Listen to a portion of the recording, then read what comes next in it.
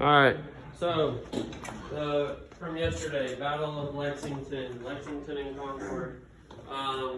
What did we learn from the video? Okay, does anyone know who fired the first shots at Lexington and Concord? It was them. Who do you think it was? It was someone that wasn't.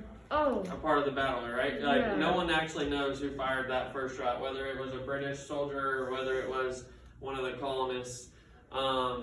But the colonists were heavily outnumbered, and then people flocked to Concord, and the American colonists end up outnumbering the British at Concord. Okay, it's the very first video we watched. I know that, but it's like, wasn't it when it's like after that person fired, then the British fired, then the colonists fired back? It didn't show that they did. It just showed that they ran away. Well, they retreated, and then they started to fire back. Yeah, that's technically the first battle of the Revolutionary War. And what's the term that came from that? It was called the shots. What was it?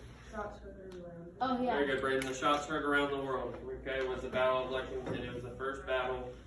What was the first offensive move that the colonists made? It was the second video we watched. That was the Marines and bunkers. It's Fort Ticonderoga. Oh. Okay, what happened at Fort Ticonderoga?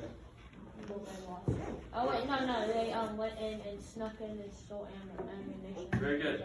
Okay, were any shots fired there? No, not one shot. Okay, no. They were able to capture the entire fort, take all the ammunition and all the weapons without even firing a shot because the guard was asleep and the door was open when they got there.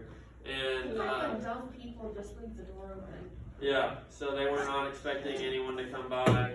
And some of the colonists, that was like their first offensive move. They went and broke into Fort Ticonderoga and took all the weapons and ammunition that they would later need for later battles.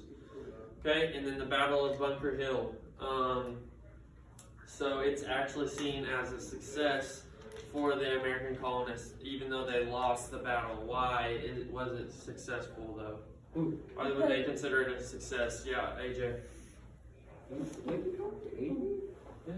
They lost some troops or whatever? Yeah. They lost a lot of troops. They lost Good. like 1,007 captains and stuff. Okay, very good. They lost like over 1,000 troops and some like captains and some people in leadership positions, right?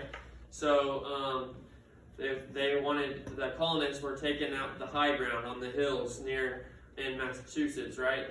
Why do you want the high ground in a battle? Because then they can't. It's a better easier to advantage. see.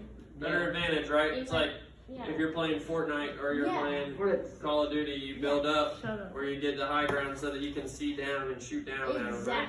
So that's why they were wanting the high ground around there. So the American colonists, again, are heavily outnumbered. The British, they have thousands and thousands of troops. And they also have a strong navy. Well, they kept talking about how they have like the strongest navy in the world, but the colonists were able to hold their own. This battle, the Battle of Bunker Hill, often gets compared to the Alamo.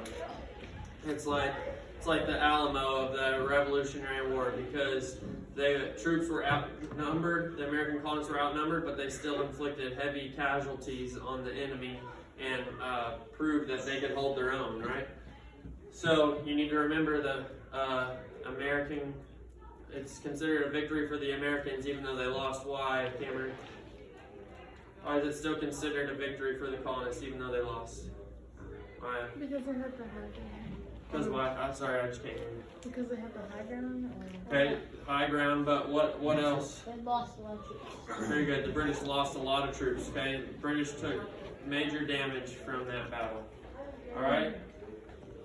Alright, let's go over the names of the battles one more time. What's the very first one? Shots heard around the world. That's Battle of Lexington and Concord. Battle of Lexington and Concord. Very good.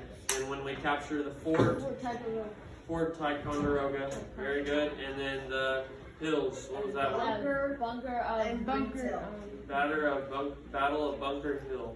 Very good. Okay. Good. Wait, hey, that's Carlson. They're still ordering. Carlson, did you